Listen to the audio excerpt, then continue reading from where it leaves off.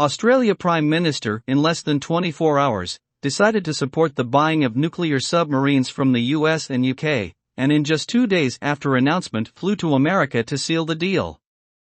For such a big deal with wide implications for Australia and our major trading partners, there was no open consultation, no open discussion or analysis of any form whatsoever. Why the hurry? In his interview with ABC, former Prime Minister of Australia Mr. Paul Keating made devastating critics about the purchase of nuclear submarine, how because of that Australia is now part of the US policy to contain China, losing our sovereignty. Mr. Keating pointed out the misguided belief that China is an invasion threat to Australia. And that what the Prime Minister, Foreign Minister and Defence Minister have done had no mandate from the Labour Party, and I should add that had no mandate from the Australian people as well. We Australians did not vote Albanese to get into a war with China, nor to buy nuclear submarines from the US for a whopping $369 billion. If you like the information I am bringing you in this channel, please give me your comments, like, share and subscribe to all videos by clicking the bell.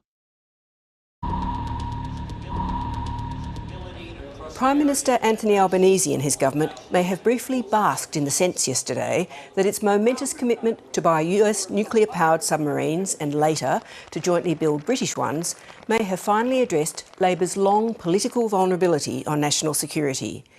If nothing else, the Coalition's unconditional support of the policy seemed to suggest it would not be a matter of political contention.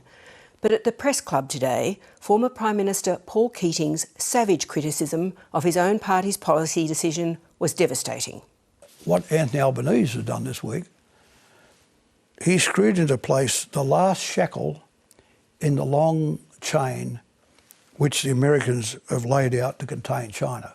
We are now part of a containment policy against China. Keating's critique was comprehensive. He wanted to know, for starters, exactly what was the nature of the threat to Australia. Underlying all this stuff about the need of nuclear power is the idea that China has threatened us or will threaten us. Now, this is a distortion and it's untrue. The Chinese have never implied that they would threaten us or said it explicitly. But what threaten us means is an invasion of Australia. You know, the idea that we need American submarines to protect us, 3 are going to protect us from the might of China. Really? I mean, the rubbish of it. He also said that even if this threat was real, the policy unveiled yesterday didn't actually deal with that threat. He says new nuclear-powered submarines represent a complete departure from the defence strategy embodied by the current Collins-class submarines. A 4,000-tonne boat like the Collins worked perfectly around the Australian coast because it was designed to protect Australia. It wasn't designed to sit off the Chinese coast sinking Chinese submarines. The Chinese can also shoot our submarines because we're in the shallow water and we are detectable. The Chinese can also shoot our submarines because we're in the shallow water and we are detectable. Right, so this is a strange way to be defending Australia, to have your submarines sunk on the Chinese continental shelf. Keating argues the nuclear submarine strategy is about backing American dominance in the Pacific, not the defence of Australia. What the Americans are trying to do is deny the Chinese a second strike capability. And we'd be the mugs up there helping them. We don't need 8,000-tonne submarines. Collins was 4. We could have 50 Collins-class boats and 15 at sea, and we'd have a much stronger defence than this rubbish that the government's doing. Perhaps his most devastating critique, though, was about why Labor had decided to wholeheartedly support the Morrison government's commitment to AUKUS and how it had gone about it. He said a neocon security establishment had sold the AUKUS strategy to Scott Morrison, but Anthony Albanese had chosen to rely on, quote, 2 seriously unwise ministers, Penny Wong and Richard Marles, who had earlier decided to not allow Labor to be wedged on foreign policy and defence matters. We were briefed on the Wednesday afternoon, myself, Brendan, Richard Marles and Penny Wong, and the advice was clear, and we took that clear advice and we made a very clear, sober decision. I'm proud of what we did in less than 24 hours. With no notice to the Labor Party, they call them in at 4 o'clock one afternoon and see Albanese, Wong and Marles. Miles, and at 10 a.m. the following morning, they have taken the policy in its entirety to board. And the Prime Minister's running around recently saying, I was very proud to be able to take that policy in 24 hours. Labor welcomes the Australia-UK-US agreement. Well, how would you take a policy which is going to cost this much money, have these consequences for our relations, A, with China, with the region, B, in terms of our industrial base? How would you do this in 24 hours?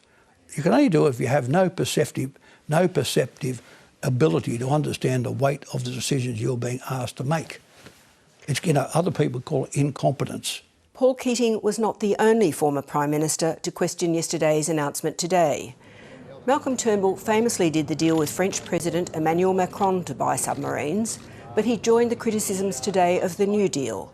If there is foreign oversight or supervision or assistance without which that capability cannot be deployed, then it is not fully sovereign, because if the other country said, you know what, we don't want to help you anymore with this, then you're stuck.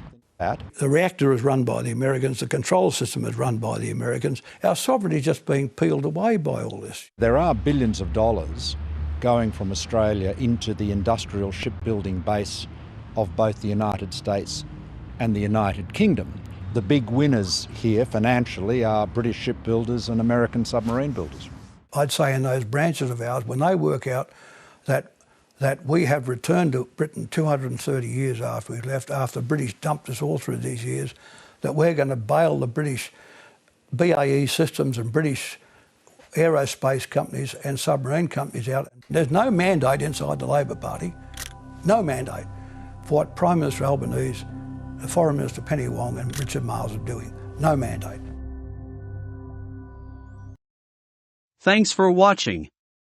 If you like the information I am bringing you in this channel, please give me your comments, like, share and subscribe to all videos by clicking the bell. Thank you.